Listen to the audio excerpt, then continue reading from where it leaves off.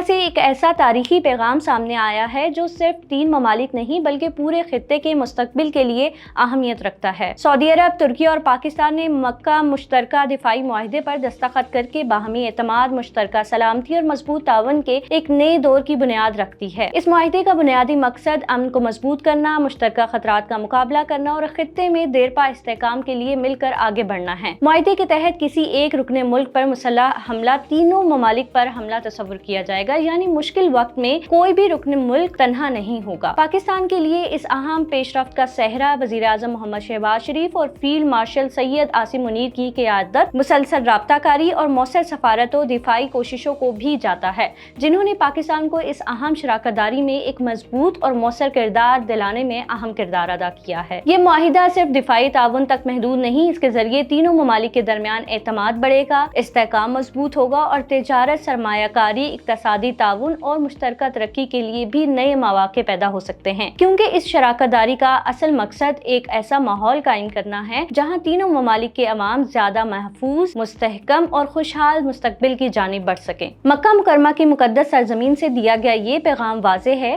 یہ اتحاد جنگ کے لیے نہیں، امن کے تحفظ کے لیے ہے۔ یہ شراکت صرف دفاع کے لیے نہیں بلکہ سلامتی، استحکام اور مشترکہ خوشحالی کے لیے ہے۔ سعودی عرب، ترکی اور پاکستان کا یہ تاریخی قدم ایک ایسے مستقبل کی امید ہے جہاں تعاون طاقت بنے، امن ترجیح ہو اور ترقی سب کی مشترکہ منزل۔ اس حوالے سے مزید اپڈیٹس کے لیے وزٹ کیجیے vnews.pk۔